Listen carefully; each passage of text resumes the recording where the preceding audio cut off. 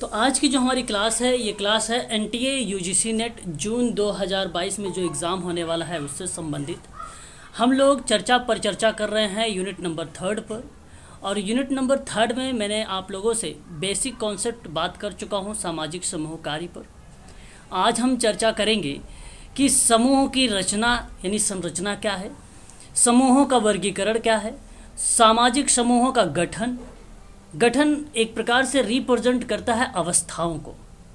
यहाँ से हर बार एक प्रश्न पूछा गया है, यानी सामाजिक समूह के विकास की जो अवस्थाएं हैं वो बेसिकली सामाजिक समूहों को गठन को रिप्रेजेंट करती है।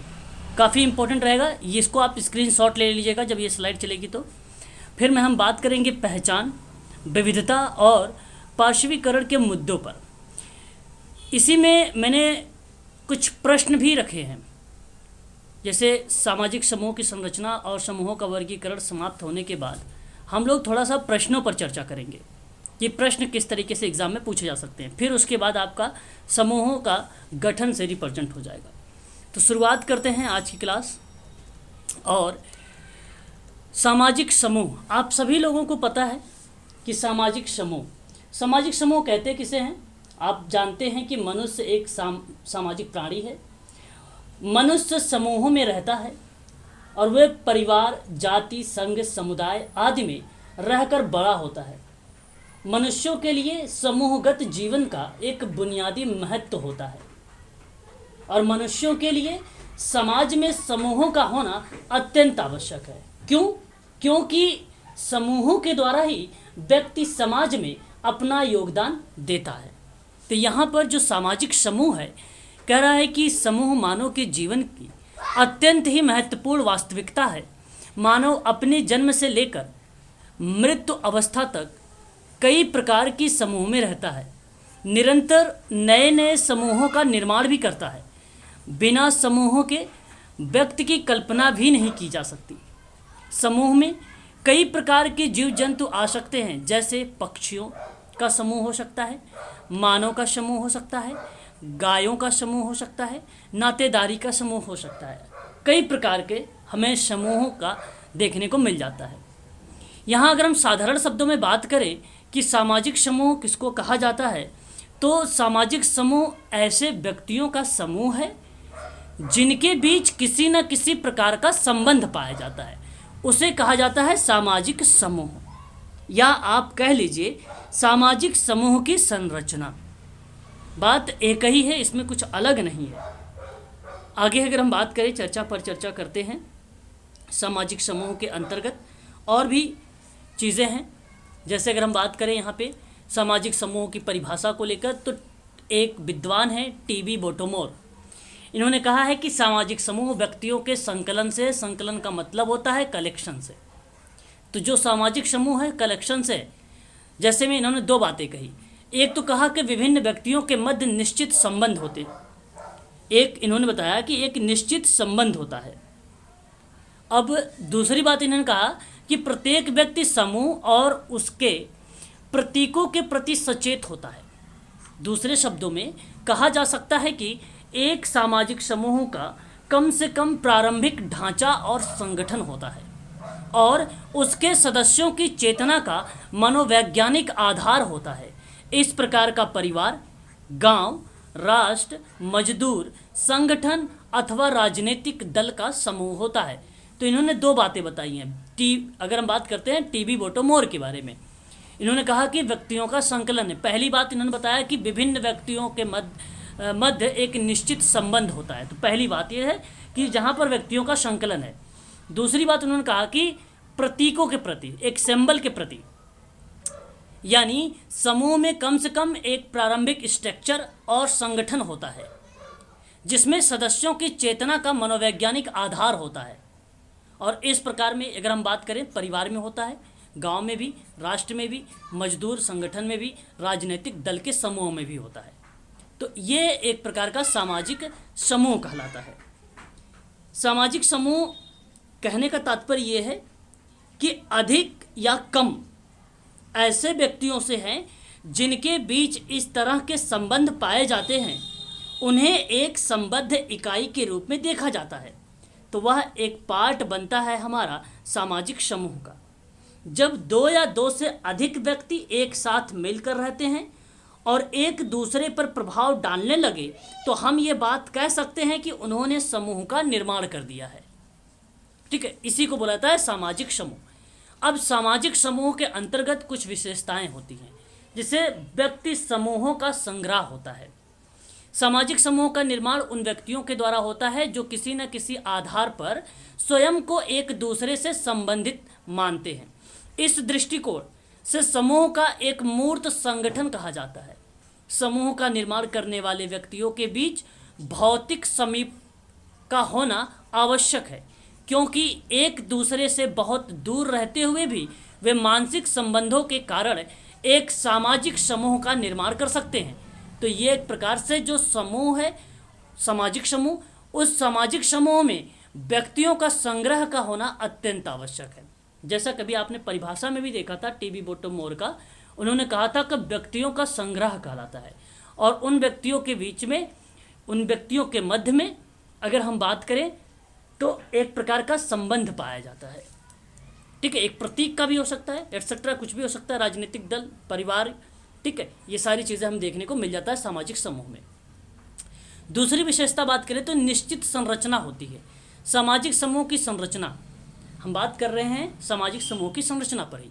विभिन्न समितियों की संरचना में समान, स्पष्ट और व्यवस्थित नहीं होती है, लेकिन किसी न किसी रूप में इसके सदस्यों के बीच भी परिस्थिति और भूमिका का कुछ विभाजन अवश्य देखने को मिलता है। उदाहरण के लिए कुछ लोगों की स्थिति क्रेता होती है। ठीक है, कुछ लोगों की स्थिति क्रेता की होती है और कुछ लोगों की अनुयायियों की होती है। इस तरह सभी शिक्षक एक सामाजिक समूह के सदस्य हैं, लेकिन उनके बीच भी विश्वविद्यालय स्तर के प्राथमिक स्तर तक एक स्पष्ट विभाजन होता है। तो एक निश्चित संरचना भी देखने को मिलती है, जैसा कि एग्जाम्पल के माध्यम से आप यहाँ पे देख लिए हैं शिक्षक की भूमिका। अगर हम बात करते हैं कार्यों का विभाजन, तो कार्यों का विभाजन भी सामाजिक समूह की संरचना का एक पार्ट है। एक सामाजिक समूह के सभी सदस्य अलग अलग कार्यों के द्वारा अपने समूहों को गठित या संगठित बनाने का कार्य करते हैं। साधारणतः अगर हम बात करें तो समूह जिन लक्ष्यों को महत्वपूर्ण मानता है उनकी प्राप्ति कार्यों के विभाजन से ही संभव हो पाती है। उदाहरण के तौर पे अगर हम देखें तो परिवार एक सामाजिक समूह है जिसके सभी सदस्य अलग अलग कार्यों के द्वारा परिवार के सदस्यों को पूरा करते हैं। तो वहाँ पे कार्यों का विभाजन हो जाता है और ये बताता है आपका सामूहिक संरचना। वहीं अगर हम बात करते हैं तो हितों की सम्मान करना और मनोवैज्ञानिक संगठन आदर्शों के नियम की प्रधानता। हितों का सम्मान करने का क्या मतलब हुआ कि हितों के समानता के कारण ही समूह के सदस्य एक दूसरे के प्रति जागरूक होते हैं। तो यहाँ पर हितों की समानता भी देखने को मिलती है और उनसे सहयोगी संबंध की स्थापना होती है। मनोवैज्ञानिक संगठन में अगर हम बात करें तो व्यक्तियों का संग्रह होने के साथ ही सामाजिक समूहों का एक मनोवैज्ञानिक संगठन के रूप में देखा जाता है। इसका मतलब होता है कि जिन व्यक्तियों की क्रियाएं लगभग समान प्रकृति की हैं, समान नेचर की होती हैं और जो व्यक्ति इसी समानता के कारण स्वयं एक दूसरे से संबंधित मानते हैं, उनसे एक सामाजिक समूह का निर्माण होता है। तो कहीं ना कहीं मनोवैज्ञानिक संगठन भी विशेषता बताता है समूह की संरचना की। अगर हम बात करते हैं आदर्शों के नियम की, तो सामाजिक समूह ऐसी इकाई है जिसे बहुत से आदर्श नियमों द्वारा नियंत्रित किया जाता है। क्या आदर्श नियम साधारणतया अलिखित होते हैं और सदस्यों में भावनात्मक एकरूपता उत्पन्न करते हैं और ये आदर्श नियम की प्रधानता होती है सामाजिक समूह की संरचना में। आप लोगों से प्रश्न आपसे आएगा कि सामाजिक समूह की संरचना की विशेषता, और आपके इसके अंदर की बातें नहीं कहेगा कि भाई आदर्श नियम साधारणता अगर देखा जाए तो अलिखित होते हैं परंतु भावनात्मक के रूप में एक रूपता उत्पन्न करती है। ये प्रश्न में नहीं आएगा। आपके पूछेगा कि आदर्श नियमों की प्रधानता पाई जाती है तो आप कहेंगे ठीक है। निश्चित आकार पाया जाता है तो गलत हो जाएगा, वो नहीं, अनिश्चित आकार पाया जाता है। अब अनिश्चित आकार क्या होता है कि सामाजिक समूहों के निश्चित आकार का कोई निश्चित स्वरूप नहीं होता है। इसका निर्माण 2-3 व्यक्तियों से लेकर हजारों लाखों व्यक्तियों तक हो सकता है। वर्तमान युग में जैसे जैसे व्यक्तियों की संबंधों का दायरा बढ़ता जा रहा है तो सामाजिक समूह का आकार में भी विधि होने लगी है। एक प्रकार से यहाँ पे मेथड सिस्टम भी आने लगे हैं। तो यही कारण है कि इसको अनिश्चित का आकार कहा जाता है, निश्चित आकार नहीं होता, इसलिए आप लोग इसको ध्यान रखेंगे। ऐच्छिक सदस्यता पाई जाती है, नियंत्रण का अभिकरण पाया जाता है। सरल सरल हेडिंग है, पॉइंट्स है, आप यहाँ पे देख लेना।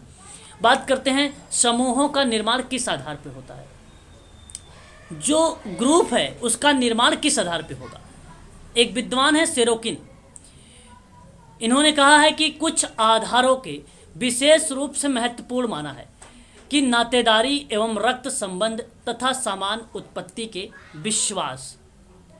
इन्होंने कहा है कि समूह के निर्माण में ये पॉइंट नातेदारी और रक्त संबंध समान उत्पत्ति में विश्वास रखना जरूरी है। विवाह संबंध का होना अत्यंत आवश्यक है। धर्म एवं विश्वासों की समानता पाई जानी चाहिए। भाषा में भी समानता पाई जानी चाहिए और समान उत्तरदायित्व में देखने को मिलना चाहिए। अगर हम बात करते हैं तो क्षेत्रीय समीपता पाई जानी चाहिए, व्यापारिक हित होने चाहिए, आर्थिक समानता होनी चाहिए, सामाजिक मूल्यों तथा सामाजिक संबंधों के प्रति समान लगाव देखने को मिलना चाहिए। तो ये है समूहों के निर्माण किस आधार पे होते हैं, इसके बारे में बताया गया है। किसी सामान्य शत्रु का होना अथवा समान सुरक्षा की आवश्यकता महसूस करना, यह सभी दशाएं ऐसी हैं जिसमें से किसी एक दशा के आधार पर एक समूह का निर्माण होता है। मैं आपको बता दूं, ये विद्वान सेरोकिन, इनका पूरा नाम है पिटिरिम सेरोकिन। आप लिखना चाहते हैं तो लिख लीजिए, पिटिरिम सेरोकिन। ध्यान दीजिएगा, इनकी कुछ इंपॉर्टेंट किताब है social and culture dynamic.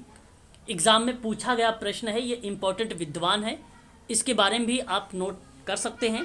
Social and cultural dynamic, ये किताब आई थी 1937 में। ध्यान रखिएगा, पिटरिम सेरोकिन इनका नाम है। बात करते हैं, एक और किताब इन्होंने लिखा था द सोशोलॉजी ऑफ रीवैल्यूएशन, इन्होंने कहा था 1925 में। ध्यान दीजिएगा। और वेरी वेरी मोस्ट इंपॉर्टेंट एक किताब है social and cultural mobility. Social and cultural mobility 1959 में ये किताब लाई गई थी। तो ये 2-3 किताबें हैं जो आपको ध्यान रखना होगा, एग्जाम के पॉइंट ऑफ व्यू से ये पूछा जा सकता है। जी जी बिल्कुल, मैं शुरुआत से बताता हूँ। 1937 में किताब का नाम था सोशल एंड कल्चरल डायनेमिक। पिटरिम सेरोकिन विद्वान है, इनकी किताब का नाम है। दूसरा इनका किताब अगर हम बात करते हैं इम्पोर्टेंट के रूप में, तो 1925 में द सोशियोलॉजी ऑफ रीवैल्यूएशन। और जो तीसरी किताब थी इनकी सोशल एंड कल्चरल मोबिलिटी, ये किताब का नाम है। इसे आप लोगों को ध्यान में रखना होगा। लेकिन आपको मैं बता दूं, जो ये किताब सोशल एंड कल्चरल डायनेमिक की किताब आई थी, ये बेसिकली सामाजिक परिवर्तन में सांस्कृतिक गतिशीलता का सिद्धांत दिया था सेरोकिन ने।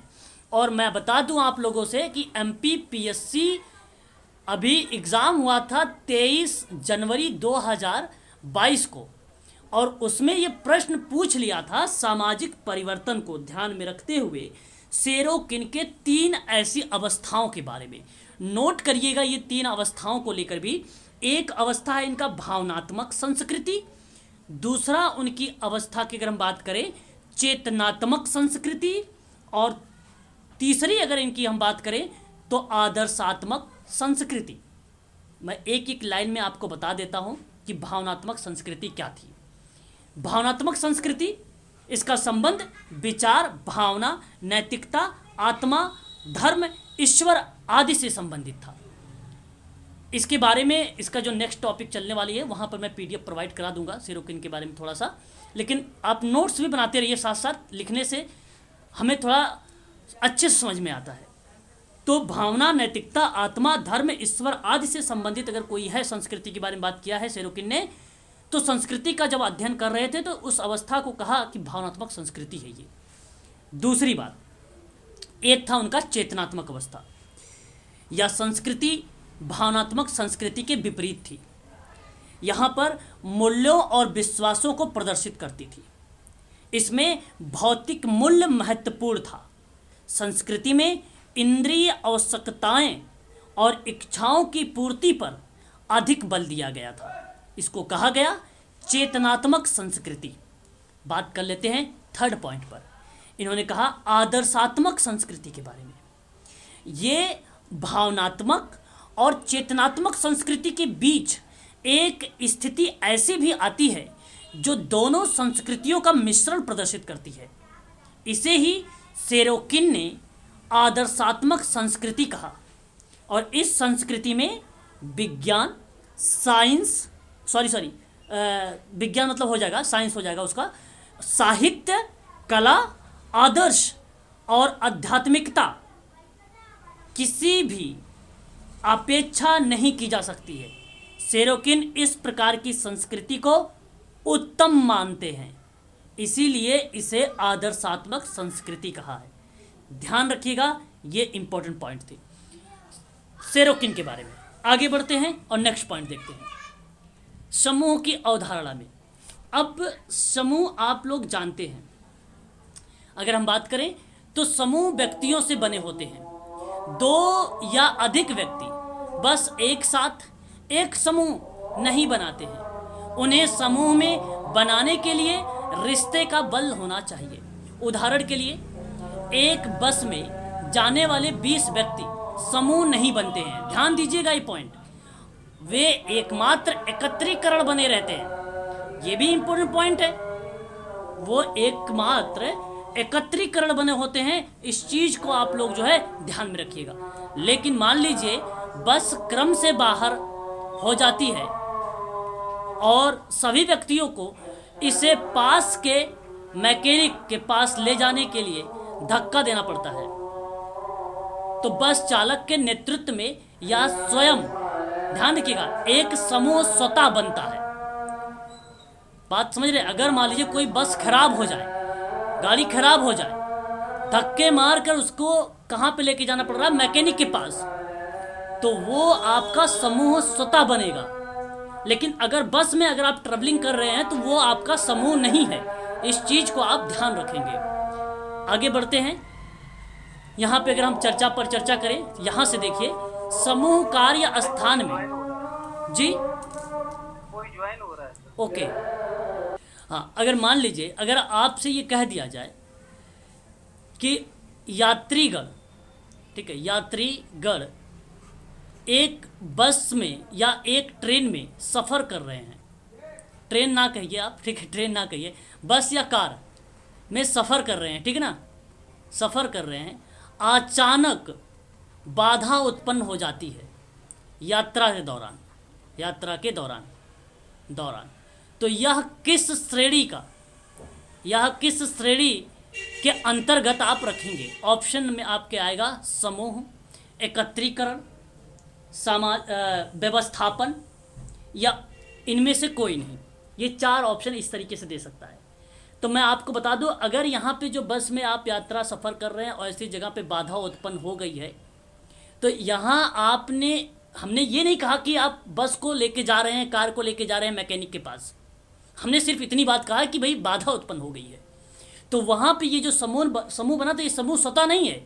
ये एक प्रकार का आपका क्या है, ये समूह ही नहीं कहलाएगा, ये आपका एकत्रीकरण कहलाएगा।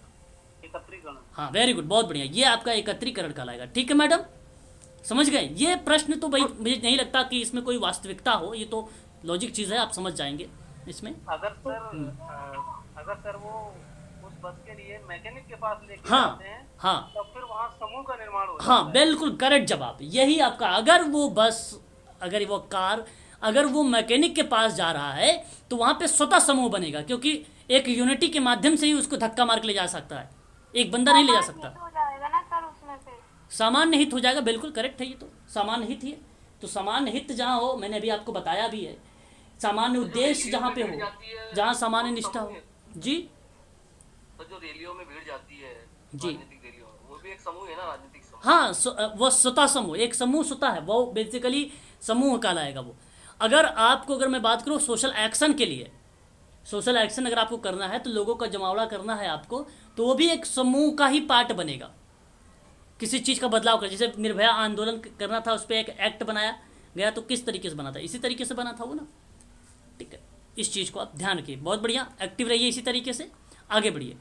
ठीक है, तो समूह अपने स्वयं के नेता उत्पन्न करता है और अपने लक्ष्यों को स्पष्ट में विकसित करता है और लक्ष्यों की उपलब्धि के लिए अपने सदस्यों की सुझाव भी प्रस्तुत करता है। वही बात है जो मैंने अभी बताया, जैसे इन्होंने कहा कि सामान्य हित है, सामान्य उद्देश्य है, सामान्य निष्ठा है, सामान्य कार्य में शामिल है, तो वह एक प्रकार का क्या कहलाता है, समूह कहलाता है, और उसमें एक स्वयं का नेता भी उत्पन्न हो जाता है ना। तो समूह के टाइप्स भी होते होंगे। बिल्कुल बिल्कुल, अभी हम बात करेंगे, समूह के टाइप भी होते हैं, अभी हम बात करेंगे, आने वाला है। तो यहाँ पे कुछ समूह के लक्षण हैं, जैसे समूह में मौजूद हैं, ठीक है, और समूह में अपरिहार्य और सर्वव्यापी है, और समूह शक्तिशाली ताकतें जुटाते हैं और व्यक्तियों के अत्यधिक महत्व पर प्रभाव भी डालते हैं। समूह संगठन में अच्छे और बुरे का परिणाम भी उत्पन्न कर सकते हैं, ये समूह से होता है। समूह का गठन का कारण क्या हो सकता है, साहचर्य, साहचर्य का मतलब होता है एसोसिएट या एसोसिएशन, आप संघ कह लीजिए। ठीक है, साहचर्य की आवश्यकता होती है, पहचान की आवश्यकता होती है। श्रमिकों, पहचान का मतलब देख लीजिए, श्रमिकों को छोटे समूहों में अधिक पहचान मिलती है, इसलिए छोटे समूह उच्च मनोबल का आनंद भी लेते हैं। ठीक है, तो इस तरीके से आप यहाँ पे देख सकते हैं। दोस्तों से समझना, ये एक प्रकार का समूह का पार्ट है, निर्माण किया जा रहा है। नौकरी से संतुष्टि, ये भी है, जैसे समूह में काम करने से व्यक्तियों का उच्च प्रेरणा मिलती है। समूह के रूप में काम करते समय कई नौकरियां जो सतही रूप से नीरस और नियमित दिखाई देती है, दिलचस्प लगती है ये। ठीक है, तो सदस्यों का संरक्षण भी होता है इसमें, समूह में सदस्यों का ही भी संरक्षण भी होता है। ठीक है, और संरचना, यहाँ पे संरचना की समूह की बात अगर हम करें तो हर समूह की एक संरचना विकसित होती है। संरचना एक दूसरे से सदस्यों के संबंध को निर्धारित करती है, और यह संरचना एक प्रणाली और पुरस्कार और दंड की एक प्रणाली के रूप में विकसित होती है। ठीक है, तो ये संरचना का रूप है, एक समूह का पार्ट है ये। चलिए अब हम बात कर लेते हैं समूहों के प्रकार, अभी आपने बात भी की। देखिए, प्रत्येक संगठन में केवल संरचना के आधार पे दो प्रकार के समूहों का वर्गीकरण किया गया है, या आप कह लीजिए कि इसके टाइप बताए गए हैं समूहों का। अच्छा, अगर हम बात करते हैं, एक सामाजिक संगठन है, सोशल ऑर्गेनाइजेशन, ये किताब आई थी, किसी को मालूम है सोशल ऑर्गेनाइजेशन की जी सर। किसकी है? सर कूले की। हाँ, कूले की। 1905 में। हाँ, ये कूले की किताब है, याद रखिएगा। देखिए, समूह के प्रारंभिक इतिहास में शैक्षिक और सांस्कृतिक रूप से पिछड़े वर्गों के अधिकार पर बल दिया गया है। एक बात इसे भी आप लोग जो है ध्यान में रखेंगे।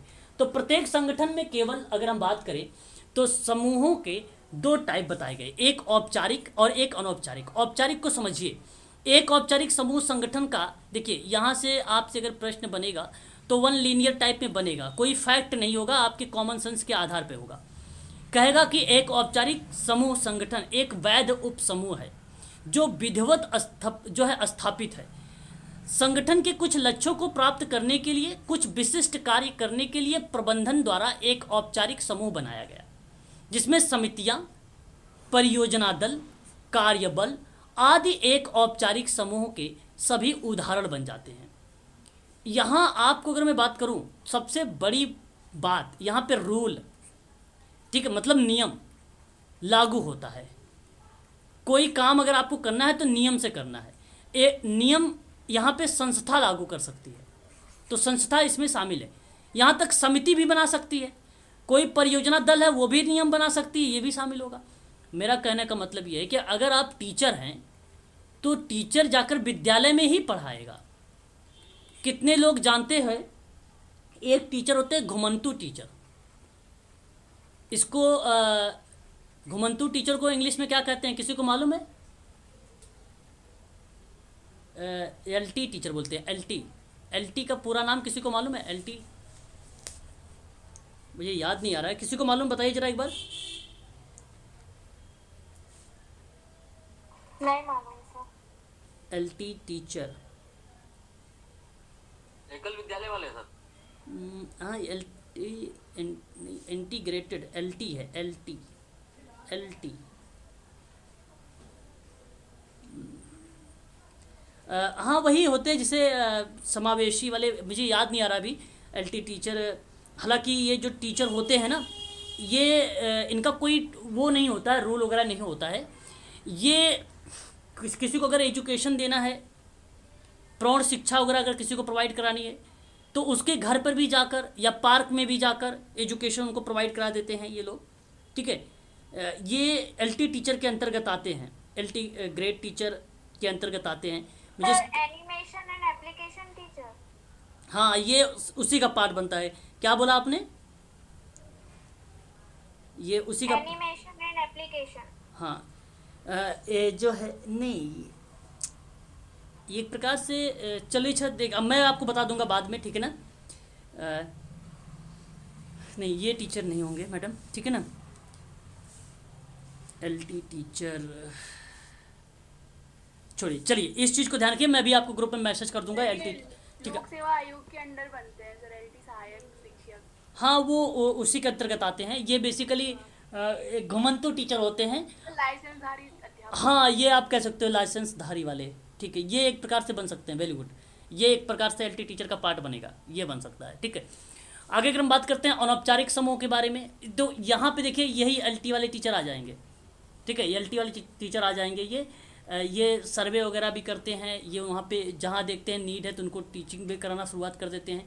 तो ये इनका कोई वो नहीं होता, रूल नहीं होता। तो यही है बेसिक कॉन्सेप्ट आपके लिए, कि रूल जहाँ पे नियम वगैरह हो वो औपचारिक होगा, जहाँ नियम वगैरह रूल जहाँ पे कोई चीज़ें फॉलो नहीं हो रही है वो अनौपचारिक टीचर, वो अनौपचारिक समूह हो जाएगा आपका, ठीक है। तो यहाँ पे देख सकते हैं कार्यस्थल पर काम करने वाले सामाजिक मनोवैज्ञानिक बलों के कारण अब अनौपचारिक समूह बनाए जाते हैं।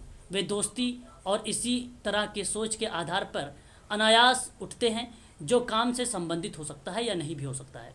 इस तरह के समूह मानव के अंतर्गत स्वाभाविक इच्छा का निर्माण भी करते हैं। यहाँ पर इस चीज़ को आप ध्यान रखिएगा, ठीक है। आगे बढ़ते हैं समूहों के लाभ को लेकर। अब समूह के लाभ क्या होते हैं? एक समूह अपने सदस्यों के लिए सुखद एवं संतोषजनक वातावरण भी बनता है, ठीक है। ये लाभ है उसका, समूह का। समूह का लाभ है कि इसके सदस्यों की सभी आवश्यकताओं और इच्छाओं को आसानी से संतुष्ट किया जा सकता है। और लाभ अगर हम बात करें, आपसी सहयोग के कारण कार्य प्रदर्शन आसान और बेहतर हो सकता है। आगे अगर हम बात करते हैं, समूह अपने सदस्यों को मनोवैज्ञानिक सहायता प्रदान करते हैं। निकट पर्यवेक्षण की आवश्यकता भी कम हो गई है। ये एक प्रकार का अगर हम बात करते हैं, ये लाभ है। समूह संगठन विकास की ओर ले जाता है। समूह सामंजस्य अपने समूह के सदस्यों के लगाव की डिग्री, कारोबार और अनुपस्थिति को कम करता है। बात करते हैं अगर हम लोग कि व्यक्ति एक समूह में सुरक्षित महसूस करते हैं, ये चीज़ें हम देख सकते हैं यहाँ पर। आगे अगर हम बात करें, समूहों की हानि भी होती है। तो समूह अक्सर अपने सदस्यों की शारीरिक क्षमताओं के नीचे उत्पादन मानदंडों को निर्धारित करती है। तो एक प्रकार की ये हानि है, यानी नुकसान है। समूह नवाचार का विरोध करता है और कार्य विधियों में परिवर्तन करते हैं, ये एक प्रकार की हानि हो जाएगी। नवाचार का विरोध, तो विरोध जाहिर सी बात है ये हानि का पार्ट बन जाता है। बात करते हैं, समूह अक्सर प्रबंधन नीतियों और प्रक्रियाओं का विरोध करते हैं। समूह अक्सर अफवाह फैलाते हैं जो संगठन के सुचारू कार्य को प्रभावित करते हैं। चूँकि समूह अपने सदस्यों को सामाजिक आवश्यकताओं को पूरा करने का प्रयास करते हैं, इसलिए भूमिका संघर्ष उत्पन्न करने की स्वाभाविक प्रवृत्ति होती है। समूहों के बीच न्यायिक विवाद प्रबंधन के लिए समस्याएं पैदा करते हैं, ठीक है। तो ये एक पार्ट बन जाएगा, इस चीज़ को आप ध्यान रखेंगे, ठीक है। चलिए आगे बढ़ते हैं। सामाजिक समूह के प्रकार और वर्गीकरण, देखिए ये काफ़ी इम्पोर्टेंट है, ये एग्ज़ाम में पूछा भी गया प्रश्न है, इस पर आप थोड़ा सा ध्यान दीजिएगा। तो समाजशास्त्रियों ने भिन्न भिन्न आधारों पर सामाजिक समूहों के अनेक प्रकार का उल्लेख भी किया है। उदाहरण के लिए अगर हम बात करें, समूहों के द्वारा किए जाने वाले कार्यों के आधार पर इन्हें सांस्कृतिक, धार्मिक, आर्थिक, राजनीतिक और सेवा समूह आदि के रूप में इसको वर्गीकृत किया गया है। अगर हम बात करते हैं यहाँ पर मैकाइबर एंड पेज के अकॉर्डिंग, इन्होंने 3 प्रकार के समूहों को डिवाइड किया है। ध्यान दीजिएगा, पूछ लेता है, अब इसके अंतर्गत नहीं पूछेगा, परंतु ये आपसे ज़रूर पूछा जा सकता है कि कौन कौन से मैकाइवर पेज के हैं। इसके अंतर्गत आपको एफ्टोनीज का नाम भी दे देता है, जिसे गेसल सॉफ्ट, गेमिन सॉफ्ट का एक एग्जाम्पल लिख सकता है इसमें, या वही लिख देगा। आप ध्यान रखिएगा, मैकाइवर पेज का एक क्षेत्रीय समूह है, एक हितों के प्रति चेतन समूह जिसका निश्चित संगठन नहीं होता है। तीसरा अगर हम बात करते हैं तो हितों के प्रति चेतन समूह जिसका निश्चित संगठन होता है, ये मैकाइवर एंड पेज का है। ये 3 टाइप का इन्होंने डिवाइड किया है। जैसे पहले इन्होंने कहा क्षेत्रीय में, इन्होंने बोला कि वे समूह है जो एक निश्चित भौगोलिक क्षेत्र में निवास करते हैं। उदाहरण के लिए राष्ट्र है, पड़ोस है, गांव है, नगर है, देश है, जनजाति आदि क्षेत्रीय समूह का पार्ट बन जाएगा। हितों के प्रति की अगर हम बात करते हैं तो वे समूह अपने हितों के बारे में सचेत तो अवश्य हैं, लेकिन इसमें निश्चित संगठन की कमी होती है और इस प्रकार के समूह में सदस्यों के समान प्रवृत्ति पाई जाती है, समान नेचर पाया जाता है एक प्रकार से, और एक समूह से दूसरे समूह में जाने की इच्छा या पद प्रतिष्ठा की प्रवृत्ति भी इसी में पाई जाती है। उदाहरण के तौर पे जैसे वर्ग की बात करें, जाति की बात करें, शरणार्थी समूह की बात करें, समान और असमान रुचि की बात करें, ऐसी एक्टिविटी की अगर हम बात करते हैं तो ये हितों के प्रति चेतन समूह जिसका निश्चित संगठन नहीं होता है, बदल सकते हैं ये लोग। बात करते हैं हितों के प्रति चेतन समूह जिसका निश्चित संगठन होगा। एक तो अनिश्चित होगा, एक प्रकार से कहा जाए कि निश्चित संगठन नहीं, दूसरी तरफ निश्चित होगा। यहाँ कहने का मतलब वे समूह अपने हितों के संबंध में सचेत रहते हैं और संगठित भी होते हैं। इन समूहों की सदस्य संख्या सीमित होती है पर इनके उत्तरदायित्व असीमित होते हैं। उदाहरण के तौर पे परिवार है, पड़ोस है, क्लब है आदि। इस श्रेणी के कुछ समूह इस प्रकार के भी आते हैं जिसकी सदस्य संख्या अत्यधिक होती है परंतु संगठन में औपचारिकता होती है। राज्य, चर्च, श्रमिक संघ आदि जो बनेंगे हितों के प्रति चेतन समूह बनेगा जिसका निश्चित संगठन होगा। ये 3 बातें मैकाइवर एंड पेज की हैं, आप लोगों को ध्यान रखना होगा। आगे बात करते हैं यहाँ पर अंतः समूह और बाह्य समूह के बारे में। अंतः समूह और बाह्य समूह बेसिकली ये समनर का है। समनर ने एक किताब लिखा था फोकवेज, ध्यान रखिएगा आप सभी लोग, इम्पोर्टेंट विद्वान है ये समनर। इससे कभी कभी एग्ज़ाम में आप लोगों को बता दूं कि सामाजिक समूहों का वर्गीकरण पूछ लिया जाता है एग्ज़ाम में। और किताबों से अगर हम बात करें तो ये फोकवेज पूछा जा सकता है किसकी किताब है, तो समनर की है। मैंने आप लोगों को शायद करवाया भी है कई बार इसकी किताब को, है ना? याद है आप लोगों को समनर के बारे में? बताइए। हाँ जी सर, याद है। हाँ, याद भी रखना ज़रूरी है, ये काफ़ी इम्पोर्टेंट विद्वान है, इससे एग्ज़ाम में कई बार प्रश्न पूछे भी गए हैं। आगे अगर हम बात करते हैं तो इन्होंने कहा कि एक बाह्य समूह होता है और एक अंतः समूह होता है। ध्यान रखिएगा, समनर ने क्या बोला है? एक बाह्य समूह होता है और एक अंतः समूह होता है। समनर के बारे में अगर हम बात करें तो इन्होंने अंतः समूह को क्या बोला है?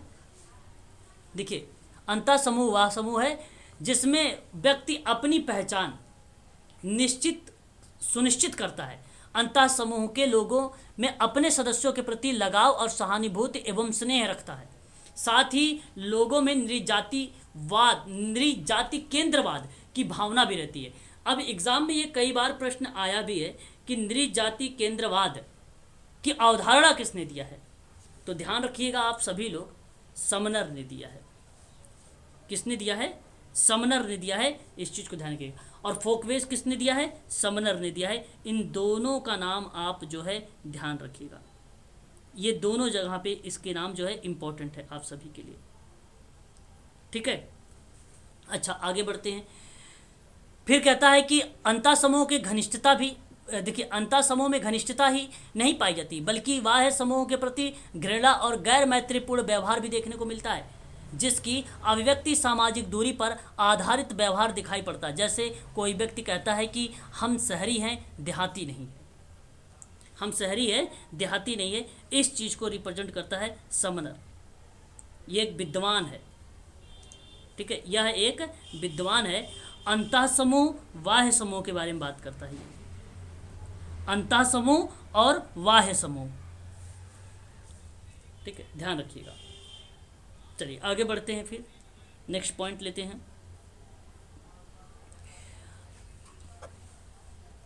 समंदर का यहाँ पे देखो डिवाइड किया गया, बताया भी गया है। अंतः समूह किताब के बारे में बताया गया है, फोकवेस में दिया गया है। वाह्य समूह के बारे में देख लीजिए। इसके प्रति अंतः समूह की तुलना में हमारी कोई खास दिलचस्पी नहीं होती है।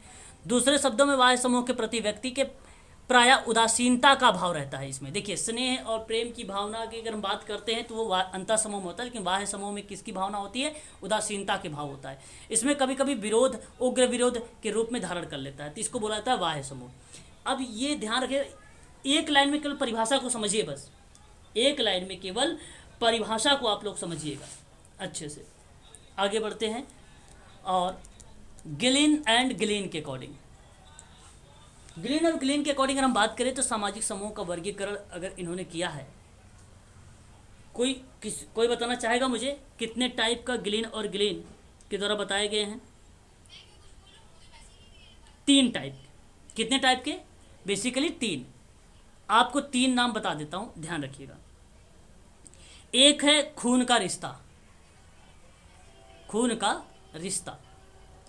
दूसरा अगर हम बात करें शारीरिक विशेषताएं, शारीरिक विशेषताएं। तीसरा अगर हम बात करें भौतिक समीपता, भौतिक समीपता। और अगर हम चौथी की बात करें तो संस्कृति के रूप से व्युत्पन्न हितों के आधार पर समूह का वर्गीकरण करना। तो इन्होंने आप 4 टाइप यहाँ पे गिलिन और गिलिन के कह सकते हैं। खून का रिश्ता, भौतिक विशेषता, शारीरिक विशेषता, इनके बारे में इन्होंने बताया। यहाँ पे आप देख भी सकते हैं, इन्होंने पहला कहा कि रक्त संबंधी समूह होना चाहिए जैसे परिवार, जाति। शारीरिक विशेषताओं के आधार पर होना चाहिए जैसे समान लिंग, आयु अथवा प्रजाति के आधारित समूह। क्षेत्रीय समूह भी इन्होंने कहा है जैसे जनजाति, राज्य, राष्ट्र इत्यादि। अस्थिर समूह के बारे में बात किया जैसे भीड़, श्रोता समूह इत्यादि। अस्थायी समूह के बारे में बात किया, खानाबदोश, जत्थे और ग्रामीण पड़ोस, कस्बे और शहर के विशाल नगर इत्यादि। और लास्ट इन्होंने कहा कि सांस्कृतिक समूह जैसे आर्थिक, धार्मिक, राजनीतिक, मनोरंजनात्मक और शैक्षिक समूह। तो ये भी आप इसे याद रखिएगा कि ये भी 6 टाइप के हैं गिलिन और गिलिन के। अरे गिलिन और गिलिन से 2 लोग हैं क्या? नहीं, ये उन्हीं का नाम है, उन्हीं का नाम है। मैकाइवर एंड पेज में 2 लोग का नाम आ जाता है, ठीक है। इनका एक ही नाम है, लिखने का टाइटल इनका है गिलिन और गिलिन, ठीक है। समाज विज्ञान में अगर हम बात करें, सामाजिक समूहों को अलग अलग तरह से वर्गीकृत किया गया है ताकि उन्हें अच्छी तरह से समझाया जा सके या समझा जा सके। समूहों को एक दूसरे से कई तरह के भेद भी किया जा सकता है। उदाहरण के तौर पे प्राथमिक समूह छोटे आकार का वह समूह है जिसके सदस्य आपस में निकट और वैयक्तिक और चिरस्थायी संबंध रखते हैं। परिवार, बचपन, मित्र। जिसके विपरीत द्वितीयक समूह, देखिए ये एक बार एग्जाम में पूछ लिया गया था कि प्राथमिक समूह का उदाहरण कौन सा है, सॉरी कौन सा नहीं है, ठीक है। तो परिवार भी था उसमें, बचपन भी था, मित्र था। आप लोगों को अच्छे तरीके से याद भी होगा, मैंने करवाया भी प्रश्न, मैं बता भी रहा था उस समय कि ये चीज़ें ध्यान रखिएगा। ये बेसिकली पार्ट बनता है C.H. कूले का, C.H. कूले का, चार्ल्स हल्टन कूले, ठीक है। इन्होंने समूहों को 2 भागों में डिवाइड किया है, इस चीज़ को भी आप लोग जो है ध्यान में रखिएगा। प्राथमिक समूह के अगर इन्होंने जब जिक्र किया C.H. कूले ने, इनका पूरा नाम है चार्ल्सन हल्टन कूले। इन्होंने अपनी एक किताब लिखा सोशल ऑर्गेनाइजेशन, इसको कहा जाता है सामाजिक संगठन या समाज संगठन भी आप कह सकते हो, ठीक है। और ये सन 1909 में किताब इसको लॉन्च की गई थी। कूले ने कहा कि प्राथमिक समूहों से जो हमारा तात्पर्य होता है कि उन समूहों से जिन सदस्यों के बीच आमने सामने घनिष्ठ संबंध होता है। एक लाइन में केवल समझने की कोशिश करिए आप लोग। प्राथमिक समूह सामाजिक संगठनों का केंद्र है। यह एक लघु समूह होता है, छोटा समूह है, जिसके सदस्यों की संख्या थोड़ी होती है और जो एक दूसरे के साथ प्रत्यक्ष संपर्क में आते हैं। वे परस्पर सहायता, मैत्री, सामान्य प्रश्नों पर विचार विमर्श, आमने सामने मिलते हैं और वे एक दूसरे के मन में बसे रहते हैं। तो ये एक ऐसे विद्वान हैं चार्ल्स हल्टन कूले, जिन्होंने प्राथमिक समूह को कहा कि आमने सामने, ठीक है, आमने सामने घनिष्ठ संबंध होते हैं इसमें। और इन्हीं का एक और बना दूसरा इन्होंने प्रकार बताया था। अच्छा ये देखिए, वी फीलिंग है, इसको कहते हैं। सर आपने भी जो क्वेश्चन बताया था सर कूले का, वो परिवार, मित्र और परिवार, मित्र, पड़ोस, ठीक है, समूह है, हाँ। उसका आंसर क्या आया था? उसमें वो तीनों थे। एक यूनिक आपको दे देगा कोई पॉइंट, एक यूनिक कोई आपको ऑप्शन में दे देगा, ठीक है। उसमें रिश्तेदार दे सकता है, ठीक है, और भी कोई चीज़ें डाल सकता है, इसमें रक्त संबंध कर सकता है, एक अलग शब्द दे देगा आपको। भौतिक यहाँ पे देखिए वी फीलिंग की बात अगर हम करते हैं तो वो प्राथमिक समूह के पार्ट बनता है, इस चीज़ को आप ध्यान रखिएगा, प्राथमिक। अब ये कुछ विशेषताएं हैं, ये बेसिकली एक लघु आकार का होता है, आमने सामने का संबंध होता है, और स्वतः विकसित समूह होता है, व्यक्तिगत और घनिष्ठ संबंधों की प्रधानता होती है इसमें, अनौपचारिक संबंध पाए जाते हैं इसमें, और लक्ष्यों की समानता देखने को मिलती है, तुलनात्मक विकास भी होता है, कंपेयर होता है, सर्वव्यापकता पाई जाती है इसमें, सर्वभौमिकीकरण पाया जाता है इसमें, और सामाजिकरण का एक अभिकरण का मतलब यहाँ पर जो संस्था है उसके एजेंट की बात की जा रही है, ठीक है, यहाँ पे एजेंट की बात की जा रही है जो पर्यवेक्षक होगा। इसी में अगर हम बात करें, एक अर्ध प्राथमिक समूह होता है, ध्यान दीजिएगा। ये कूले ने पाया कि कुछ समूह प्राथमिक समूह की संपूर्ण शर्तों को पूरा नहीं कर पाते हैं, और प्राथमिक और द्वितीयक समूह दोनों समूहों की विशेषताओं का मिश्रण बन जाता है। तो ऐसे समूह को हम लोग अर्ध प्राथमिक समूह कहेंगे। और ध्यान दीजिएगा कि जो अर्ध प्राथमिक समूह होता है, ध्यान दीजिएगा आप सभी लोग, अर्ध प्राथमिक समूह, ये अवधारणा CH कूले की है। यहाँ पे एग्जाम्पल में पड़ोस रखा है, कॉलेज रखा है, विश्वविद्यालय NCC के छात्रों के समूह को शामिल किया है अर्ध प्राथमिक समूह में, ठीक है। तो मैं कहूँगा कि थोड़ा सा आप लोग जो है अर्ध समूह और इनकी परिभाषा ना याद करके CH कूले की जो एग्जाम्पल दिया है उसको थोड़ा सा ध्यान में रखिएगा। एग्जाम्पल द्वितीयक समूह की बात अगर हम करें तो यहाँ पे मैंने आप लोगों को बताया सबसे अहम भूमिका अगर जो देखने को मिली है द्वितीयक समूह में, वो किंग्सले डेविस की मिली है। प्राथमिक समूह और द्वितीयक समूह की अवधारणा कूले की मानी जाती है, जबकि उन्होंने कभी द्वितीयक समूह शब्द का प्रयोग ही नहीं किया। लेकिन वे प्राथमिक समूह और उसके विपरीत एक अन्य बड़े समूह की चर्चा करते हैं जिसे किंग्सले डेविस ने द्वितीयक समूह का पाठ दिया। द्वितीयक समूह भौतिक आवश्यकताओं की पूर्ति है, कम घनिष्ठता है, औपचारिकता का व्यक्त करता है। द्वितीयक समूह में हम सहयोग प्राप्त करते हुए भी सहयोगी की पहचान में अपरिचित रह सकते हैं, इसलिए द्वितीयक समूह का आकार बृहद ही नहीं अनिश्चित भी होता है, ठीक है। मैगजीन ब्लॉग पढ़ने वाले को हो सकता है, लेखक न जनता, ठीक है। यहाँ पे मैं आपसे कहूँगा कि आप मैगजीन को याद रखें बस, ठीक है। ब्लॉग पढ़ने वाले को हो सकता है, ये लेखक ना जानता हो। ये बेसिकली ये एग्जांपल उतना सूटेबल नहीं लग रहा है। ये मैगजीन आप ध्यान रखिएगा, ये द्वितीयक पार्ट है। यहाँ पे आवश्यकताओं की पूर्ति, कम घनिष्ठता, औपचारिकता देखने को मिलती है। यहाँ आप अंतर देख सकते हैं। आप प्राथमिक समूह का आकार छोटा होता है, रक्त संबंधी व्यक्तियों के सदस्य होते हैं इसमें। प्राथमिक समूह में हम की भावना पाई जाती है, सरल समाज का घोतक होता है। छोटे समूह में ये अधिक पाए जाते हैं। ग्रामीण जीवन में अगर हम बात करते हैं तो प्राथमिक समूह बहुमूल्य होता है और घनिष्ठता अधिक पाई जाती है, प्रत्यक्ष संबंध पाए जाते हैं, स्वाभाविकता पाई जाती है। यहाँ जो है संबंधों में निरंतरता होती है। प्राथमिक समूह में घनिष्ठ संबंध घोतक होता है, व्यक्ति पर अमिट होता है और व्यक्तिवादी का नहीं होता है। मतलब यहाँ पर व्यक्तिवादी नहीं होता है, यहाँ पे वस्तुनिष्ठता की बात की जाती है, ठीक है। सदस्यता अनिवार्य होती है, ठीक है। यहाँ मानव जन्म के साथ ही इसका प्रादुर्भाव देखने को मिला है, ठीक है, यानी एक प्रकार का उदय। अगर हम बात करते हैं, ये एक प्रकार का बड़ा आकार होता है, अप्रत्यक्ष होता है, वैयक्तिक संबंध होता है, अनौपचारिक होता है, ऐच्छिक या अनैच्छिक होता है तो ये ऐच्छिक सदस्यता होगी। कम अस्थायी होता है, ये अधिक अस्थायी होता है, ठीक है। ये सीमित स्वार्थों की पूर्ति करता है, ये योजनाबद्ध व्यवस्था की बात करता है, ये अल्पकालिक होता है तो ये दीर्घकालिक होगा। यहाँ मैं और वे की भावना होती है, ठीक है। हालांकि यहाँ अगर हम बात करते हैं वी फीलिंग होता है और यहाँ पर आई एंड दे फीलिंग होता है। इस चीज़ को आप ध्यान रखिएगा, ये थोड़ा सा प्रश्न बना सकता है आप लोगों से। वी फीलिंग किस में पाया जाता है, आई फीलिंग और दे फीलिंग किस में पाई जाती है, ये पूछा जा सकता है आप लोगों से। ये वही है, विशेषताएं हैं, आप यहाँ पे देख सकते हैं, ठीक है। इस पर चर्चा हो चुकी है। यहाँ पर देखिए प्राथमिक समूह को लेकर सीधा शब्दों में बताया भी गया है, ये द्वितीयक समूह को लेकर बताया गया है। अभी मैं इस PDF को आपको सेंड कर दूंगा, आप इसको देख लेना एक बार। गिडिंस ने समूहों को जननिक समूह एवं इकट्ठे समूह का उल्लेख किया है। अगर हम बात करते हैं यहाँ पर तो मैं आपको बता दूं कि इस समूह में, एक मिनट, हाँ, अगर मैं आप लोगों से यहाँ पे चर्चा करूं तो आप यहाँ से देख सकते हैं कि जननिक समूह और इकट्ठे समूह का उल्लेख किया जाता है। तो ये किसकी समूह के अकॉर्डिंग अगर हम बात करें परिभाषा है तो गिडिन्स और गिडिन्स के अकॉर्डिंग है। गिडिन्स और गिडिन्स के अकॉर्डिंग ये चीज़ें बताई गई हैं, इस चीज़ को आप ध्यान रखिएगा। और इनका 4 टाइप में डिवाइड है, मैं नाम लिखवा देता हूँ, लिखना तो लिख लीजिए। पहला इन्होंने कहा था एक जननिक होता है समूह, जननिक समूह होता है। इन्होंने जो दूसरा बताया था, इन्होंने कहा था कि एक एकत्रित समूह होता है, एकत्रित समूह को इन्होंने भी माना है।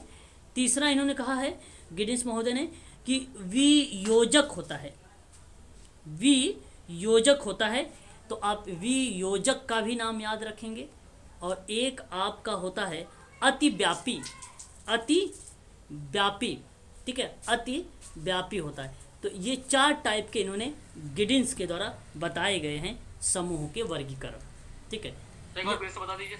हाँ, एक आपका जननिक, एकत्रित मतलब इकट्ठा, एकत्रित का मतलब इकट्ठा, और तीसरा जो है वियोजक, और चौथा जो है अतिव्यापी। अभी आपको पीडीएफ में मिल जाएगी इसी में, ठीक है। यहाँ पे अगर हम बात करते हैं तो यहाँ देख सकते हैं जननिक भी मिला है आपको, इकट्ठा भी मिल गया है, वियोजक भी मिल गया है, सम्मिश्रित कहा जाता है अतिव्यापी को, अतिव्यापी को ही सम्मिश्रित भी कहा जाता है, ठीक है। इस चीज़ को आप ध्यान रखिएगा। 4 टाइप के इन्होंने यहाँ पे बताया है। सॉरी, इनका क्या नाम है पूरा, E.H. गिडिन्स, E.H. गिडिन्स। जॉर्ज हसन ने समूहों का वर्गीकरण किया है। जॉर्ज हसन ने समूहों को दूसरे समूहों के साथ उसके संबंधों के आधार पर वर्गीकृत किया है। हसन का कहना है कि असामाजिक, आभासी, सामाजिक, समाज विरोधी और समाजवादी समूहों का उल्लेख किया है। तो मैं आपको अगर इनके बारे में बात करूं, जॉर्ज हसन के बारे में, तो मेरे हिसाब से आप लोग नोट बनाइए, पहले लिखिए यहाँ पे। एक टाइप इन्होंने बताया है जो प्रकार, वो बताया है असामाजिक। पहला असामाजिक इन्होंने दिया, दूसरा इन्होंने कहा है आभासी, तीसरा इन्होंने अगर हम बात करते हैं आभासी सामाजिक कह लीजिए, आभासी सामाजिक, और तीसरा इन्होंने कहा है जो है समाज विरोधी, समाज विरोधी, और चौथा इन्होंने बोला है समाजवादी समूह। तो 4 टाइप इनका लिख सकते हैं आप, समाजवादी, विरोधी, ठीक है। तो ये 4 जैसे समूहों का असामाजिक, ठीक है, आपका 1, आभासी सामाजिक आपका 2, समाज विरोधी आपका 3, और समाज पक्षी जिसको आपने अभी अभी नाम दिया है समाजवादी समूह, ठीक है। तो ये 4 टाइप के इन्होंने डिफाइन किया है, 1, 2, 3 और ये 4, ठीक है, समूहों का विभाजन किया। यहाँ आप देख भी सकते हैं जो है, ठीक है, यहाँ पे देखिए समाज पक्षी लिखा हुआ है, समाजवादी, ठीक है। तो इस तरीके से इन्होंने 4 टाइप के यहाँ पे डिफाइन किया है। एक नाम आता है वार्ड। वार्ड ने 2 टाइप के समूहों को बताया, एक ऐच्छिक समूह बताया है और एक अनिवार्य समूह बताया है, ठीक है, इसको ध्यान रखिएगा। सेरोकिन ने एक एकल प्रबंधन, या आप एकल प्रबंधन को एकल संबंधन भी कह सकते हैं, ठीक है, एकल कार्यात्मकता समूह भी बोल सकते हैं, और एक बहुबंधन कह सकते हैं, बहुबंधन समूह, और एक बहु कार्यात्मकता का समूह उल्लेख किया गया है। हालांकि अगर हम बात करें सेरोकिन महोदय के बारे में, तो सेरोकिन का जो फेमस रहा है वो केवल 2 ही टाइप का रहा है, एग्जाम में 2 ही टाइप का आता है। एक आप नोट कर लीजिएगा, एकल बंधन, एकल बंधन, दूसरा नोट कर लीजिएगा बहुल बंधन, ठीक है। तो जिसको यूनी बॉन्डेड बोला जाता है, मल्टी बॉन्डेड बोला जाता है, ठीक है। ये 2 टाइप के बताए इन्होंने। बात करते हैं हम लोग एक और विद्वान के बारे में, इनका जो नाम है न्यूनेज, इन्होंने बेसिकली 4 टाइप बताए। एक संचरित समूह बताया है, एक संचरित अर्ध समूह बोला है, एक आकस्मिक अर्ध समूह बोला है, एक कृत्रिम समूह बोला है। तो ये 4 टाइप के यहाँ पे बताया। ये इतना इंपॉर्टेंट नहीं है, इंपॉर्टेंट ये है, वर्ड भी इंपॉर्टेंट नहीं है, ठीक है, सेरोकिन है। मर्टन के अकॉर्डिंग बात कर लेते हैं हम लोग। मर्टन बहुत ही फेमस विद्वान है, इन्होंने 2 टाइप के बताए हैं समूह। मर्टन ने अगर हम बात करें तो एक इन्होंने कहा है सदस्यता समूह, एक बोला इन्होंने सदस्यता समूह, और दूसरा जो बोला उन्होंने गैर सदस्यता समूह, ठीक है, गैर सदस्यता समूह।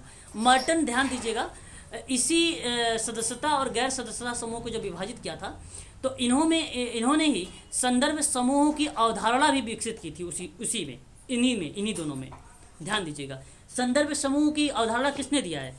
अगर आपसे पूछे संदर्भ समूह मतलब होता है रेफरेंस ग्रुप, लेकिन आपको बता दूं ये अवधारणा तो विकसित किया है, लेकिन आपको बता दूं सबसे पहले संदर्भ समूह का प्रयोग करने वाला जो विद्वान था उसका नाम था हर्बर्ट हाइमन।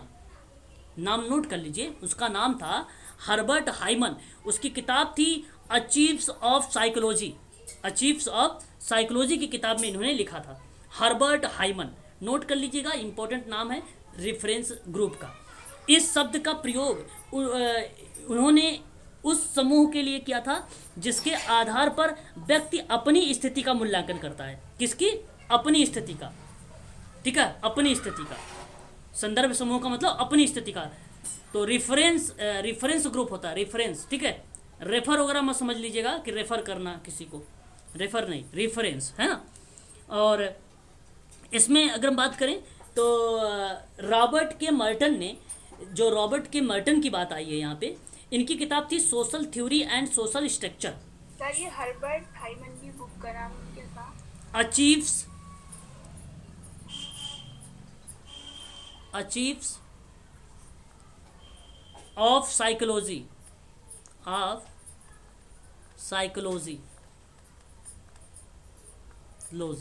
ठीक है, ध्यान रखिएगा। और ये जो आर के मार्टिन किताब थी social theory and social structure, R K Merton ने एक अवधारणा और दिया था, आपको बता दूं मैं, सापेक्षिक वांछना और पूर्वानुमानित समाजीकरण। सापेक्षिक वांछना, अब सापेक्षिक वांछना क्या होता है? ये बेसिकली एक विद्वान थे सैमुअल स्टाफर। नोट करिएगा, सैमुअल स्टाफर। देखिए बहुत सारे कॉन्सेप्ट आ रहे हैं ये लाइन से, इस मार्टन के, ठीक है, मार्टन के कॉन्सेप्ट से।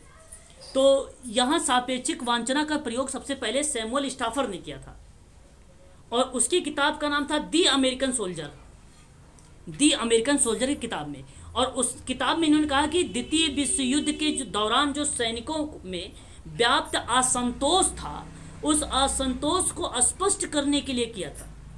जबकि इन्होंने इसी सापेक्षिक वांछना में एक शब्द और प्रयोग किया था मर्टन ने, पूर्वानुमानित समाजीकरण, और उसका मतलब बताया था अवधारणा। मर्टन ने कहा था कि सापेक्षिक वांछना की स्थिति तब उत्पन्न होती है जब व्यक्ति अपने समूह की तुलना अन्य समूह से करता है और अपने समूह को तुलनात्मक रूप से भिन्न स्थितियों में पाता है, तो यह स्थिति उसमें हीनता या हताशा उत्पन्न कर देती है, तो वह सापेक्षिक वांछना कहलाता है, ठीक है। तो ये थी आपकी सापेक्षिक वांछना को रिप्रेजेंट करती थी। लियोपोल्ड ने समूहों का 3 श्रेणियों में विभाजित किया। एक था भीड़, समूह और अमूर्त संग्रह, ठीक है, इस चीज को ध्यान रखिएगा। हाँ, मर्टन की बुक का नाम बता दीजिए एक बार। मर्टन की बुक का नाम आप नोट कर लीजिए madam, social theory and social structure. Social theory and social structure जी, ये आपने जो बोला ना वो मार्टिन की है सर? हाँ, आर के मार्टिन की है। हाँ वही तो, वही किसी और का पूछता है। नहीं, किसका पूछ रहे हो आप? मर्टन का ही पूछा सर। अच्छा, मार्टिन का ही साथ पूछा था, हाँ मार्टिन का। चलिए, पार्क एवं बर्गेस के अकॉर्डिंग अगर हम बात करें तो इन्होंने समूह को बोला था एक प्रादेशिक। द अमेरिकन सोल्जर, ये इसके राइटर का नाम क्या है? The American soldier ma'am Samuel staffer.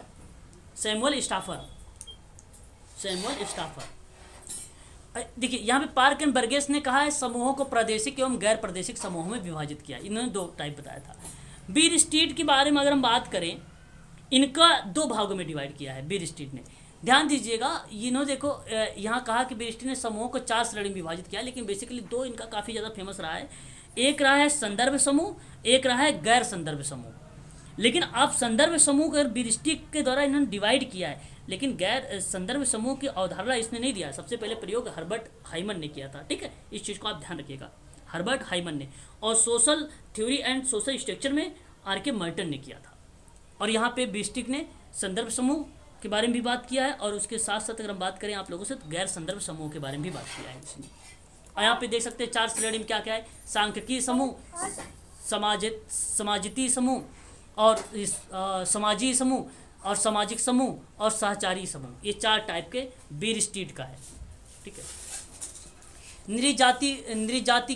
नृजाति केंद्रवाद के बारे में या समंदर की अवधारणा है, जब हम विभिन्न समूह, प्रतिमान, प्रथा, परंपरा आदि की तुलना में समूहों का समाज के मूल्यों और आदर्शों के अंतर्गत ना करके स्वयं के समूह के मूल्यों के तहत करते हैं, तब भिन्न समाज के मूल्य और प्रतिमान स्वयं में निम्न हो जाते हैं। तो ये एक प्रकार का हम क्या कहलाते हैं, इसको नृजाति केंद्रवाद कहते हैं इसको। ठीक है। ये एक प्रकार से अगर हम बात करें तो एक स्वाभाविक होता है ये। देखिए यहाँ पे अगर मैं बात किया अभी था जो है रेफरेंस ग्रुप के बारे में, देखिए संदर्भ समूह शब्द जो है टर्म है, सबसे पहले हर्बर्ट हाइमन ने किया था। किताब का नाम भी देख सकते हैं आप, अचीव्स ऑफ साइकोलॉजी शब्द का प्रयोग किया था इसने। फिर देखिए आर.के. मर्टन के अकॉर्डिंग बात किया, अपनी पुस्तक में social theory and social structure की किताब लिखा था, उसमें भी संदर्भ समूह के बारे में बात किया था, है ना। यहाँ पे देख सकते हैं मर्टन ने भी देखिए इसी समूह के सिद्धांत को स्पष्ट करते हुए 2 अवधारणाएं दिया था, सापेक्षिक वांछना दिया था, एक पूर्वानुमानित समाजीकरण दिया था इसमें, है ना। आप देख सकते हैं समूहों का वर्गीकरण भी यहाँ पे है। मिलर के द्वारा उदग्र है, क्षैतिज है। मर्टन के द्वारा सदस्यता समूह है, गैर सदस्यता है। बीर स्ट्रीट के द्वारा संदर्भ समूह है, गैर संदर्भ समूह है। यहाँ पे अगर हम बात करें न्यूकॉप के द्वारा सकारात्मक संदर्भ समूह और नकारात्मक संदर्भ समूह। पार्क और बर्गेस के क्षेत्रीय और गैर क्षेत्रीय हो जाएगा। सेरोकिन एकल बंधन बहुल बंधन हो जाएगा। गिडिंस और गिडिंस ने जननांकीय वियोजक अतिव्यापी और जननिक हो जाएगा। और वार्ड के अकॉर्डिंग ऐच्छिक और अनिवार्य हो जाएगा। बोगार्ट्स के अकॉर्डिंग औपचारिक और अनौपचारिक हो जाएगा। ठीक है, इन चीज़ को आप ध्यान रखिएगा। ठीक है, थोड़े से अब हम लोग प्रश्न करेंगे। अच्छा, एक चीज़ तो हमारा छूट गया।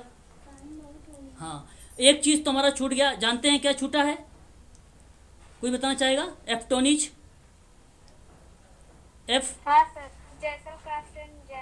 हाँ, ये बेसिकली आप ध्यान रखिएगा। एफ्टोनिज का नाम, ये काफ़ी फेमस नाम है और मैं आपको बता दूं कि ये एग्ज़ाम में कई बार पूछा भी गया है। एफ्टोनिज तो इसने एक को कहा है समुदाय, समुदाय को इसने कम्युनिटी बोला है, समिति बोला है, समिति को उन्होंने एसोसिएशन कहा है। 2 नाम लिख लीजिए, टोनीज, एफ्टोनिज, फर्नांडिस टोनीज उसको पूरा नाम है। एक का नाम, एक इसने समुदाय में डिवाइड किया है, दूसरा इन्होंने जो बताया है वो बताया है समिति यानी संघ यानी एसोसिएशन। ठीक है, ये नाम याद रखिएगा, इन्होंने 2 भागों में डिवाइड किया है। ठीक है, बस इतनी चीज़ ध्यान रखिएगा। चलिए प्रश्न करते हैं, आप लोग जरा तेजी से बताइएगा। किसने कहा है कि समाजशास्त्र वह विज्ञान है जो समूहों का अध्ययन करता है? बोलिए जरा, तेजी से बोलिएगा। जो समूहों का अध्ययन करता है, किस विद्वान ने कहा है? Johnson. Johnson is the right answer हो जाएगा यहाँ पर, ऑप्शन नंबर बी, यहाँ पे जॉनसन। सामाजिक समूह के लिए आवश्यक शर्त क्या हो सकती है? संगठन, सामाजिक संपर्क, सामाजिक संबंध। सामाजिक संबंध इज द राइट आंसर। नहीं, सामाजिक संबंध इज द राइट आंसर। सामाजिक समूह के लिए आवश्यक क्या है? सामाजिक संबंध है। मैंने अभी तो पढ़ाया है आपकी विशेषताओं में। यहाँ पे देखिए, जो एक जगह एकत्रित ना हो और ना ही आपस में अंतःक्रिया करते हो, किंतु कुछ समानता रखने वाले लोगों के ऐसे समूह को क्या कहा जाता है? देखिए प्रश्न ऐसे बन गए। नहीं, यहाँ पर देखिए जो एक जगह एकत्रित ना हो और ना ही आपस में अंतःक्रिया करते हो। म्यूट हो जाइए थोड़ा सा एक बार। अंतःक्रिया ना करते हो, कुछ समानता रखने वाले लोगों के कुछ ऐसे समूह हो, तो उसको एकत्रीकरण नहीं कहेंगे, उसको सामाजिक श्रेणी कहेंगे। हाँ, सामाजिक श्रेणी कहेंगे। अर्ध समूह और आभासी समूह की अवधारणा का प्रतिपादन किसने किया है? बताइए। Bottomore is the right answer. Very good, बहुत बढ़िया, ऐसे पढ़ते रहिए आप लोग। और किसने कहा है कि जब 2 या 2 से अधिक व्यक्ति एकत्रित होते हैं और एक दूसरे पर प्रभाव डालते हैं तो सामाजिक समूह का निर्माण हो जाता है? अभी मैंने आप लोगों को पढ़ाया भी था, आगबन और निमकॉफ। हाँ, वेरी गुड, निमकॉफ। बोटोमोर को द्वारा व्याख्यात अर्ध समूह के अंतर्गत निम्न में से कौन सा उदाहरण शामिल नहीं है? देखिए बोटोमोर का उदाहरण अभी आपने देखेंगे तो गांव आपको नहीं मिलेगा, बाकी सारा मिल जाएगा। परिस्थिति समूह, वर्ग और आयु लिख, ये पीडीएफ में है, पीडीएफ में आपका है, गांव नहीं था। बात करते हैं प्राथमिक समूह का अवधारणा किसने दी है? C.H. कूले। हाँ, और निम्न में से किसने द्वितीयक समूह को शीत जगत कहकर संबोधित किया है? शीत जगत, कोल्ड वर्ल्ड कहकर संबोधित किया है, बताइए जरा। P.H. Landis. No, P.H. Landis is the right answer, option number A. ये बहुत अच्छा प्रश्न था, चलो मैंने बता करवा दिया, ये इंपॉर्टेंट फैक्ट है, आप लोग इसे ध्यान रखेंगे। बात करते हैं नेक्स्ट प्रश्न पर। निम्न में से कौन सी प्राथमिक समूह की विशेषता है? विशेषता है कौन सी, बताइए जरा। सभी है सर। इसमें समूह का आकार भी है, आमने सामने भी है, हम की भावना भी है, उपरोक्त सभी ऑप्शन हो यहाँ। जाएंगे सर सभी। हाँ सभी सही है। सोशल ऑर्गेनाइजेशन नामक पुस्तक 1909 में किसने लिखा है? कूले ने, C.H. कूले ने। ठीक है। प्लेटफार्म पे खड़े लोग निम्नलिखित में से किसका निर्माण कर रहे हैं? प्लेटफार्म पे लोग खड़े हैं, एकत्रीकरण, ऑप्शन नंबर यहाँ पे सी। अर्ध प्राथमिक समूह की अवधारणा किसने प्रतिपादित किया है? कूले, C.H. कूले। कूले is the right answer. अर्ध समूह, हाँ मिश्रण होता है प्राथमिक और द्वितीयक समूह का। अर्ध प्राथमिक समूह के अंतर्गत कूले ने किन उदाहरणों को शामिल किया है? अर्ध प्राथमिक समूह के अंतर्गत कूले ने किन उदाहरणों को शामिल किया है? अर्ध में देखिएगा यहाँ पे सभी आ जाएगा। चलिए बहुत बढ़िया। द्वितीयक समूह की विशेषता क्या होगी? सभी। अप्रत्यक्ष होता है, निश्चित उद्देश्य होता है, ऐच्छिक सदस्यता होती है, सभी होता है। ऑप्शन नंबर यहाँ पे बी सही हो जाएगा। नृजाति केंद्रवाद की अवधारणा प्रतिपादन किसने किया है? समनर। हाँ बहुत बढ़िया, ऐसे याद है ना आप लोगों को, बहुत बढ़िया। संदर्भ समूह शब्द का सर्वप्रथम किसने प्रयोग किया था? संदर्भ समूह शब्द हाइमन। हाँ Hyman is the right answer. Samuel Stouffer है तो हाइमन सही है, हाइमन सही है। अंतः समूह और बाह्य समूह की अवधारणा किसने दिया है? समनर। अंतः समूह और बाह्य समूह को, ठीक। सापेक्ष वांछना की अवधारणा किसने प्रतिपादित किया है? Samuel staffer. किसने समूह को औपचारिक एवं अनौपचारिक समूहों में विभाजित किया है? बोगार्ड्स ने। निम्नलिखित में से किसने समूह को उदग्र और क्षैतिज दो भागों में डिवाइड किया है? Miller is the right answer, very good. पूर्वानुमानित समाजीकरण की अवधारणा प्रतिपादित किसने किया है? Merton is the right answer, very good. किस समाजशास्त्री ने समूह को दो भागों में एकल बंद और बहुल बंद के बारे में बताया है? Sorokin, very good. संदर्भ समूह सिद्धांत का प्रतिपादन किसने किया है? संदर्भ समूह का प्रतिपादन किसने किया है? हाइमन ने। हाइमन की मर्टन सिद्धांत है। नहीं, यहाँ पे अगर हम बात कर रहे हैं आप लोगों से तो यहाँ पर बताइए, मर्टन आएगा। मर्टन सिद्धांत का प्रतिपादन मर्टन ने किया है। कि निम्नलिखित में से किसने समूह को जननिक और एकत्रित दो भागों में डिवाइड किया? बोलिए जरा जी। गिडिंस, वेरी गुड। और social theory and social structure नामक पुस्तक किसने लिखा है? मर्टन। हाँ। समूह को सकारात्मक नकारात्मक दो भागों में विभाजित किया है किसने? निकॉम ने। हाँ निकॉम ने। चलिए अब कल हम लोग ये भी टॉपिक पर बात करेंगे, ये बहुत इंपॉर्टेंट क्लास होगी, ठीक है ना? ठीक है, तो आज के लिए बस इतना ही, समय हो चुका है, ठीक है। मैं PDF अभी आपके ग्रुप में डाल देता हूँ, आप लोग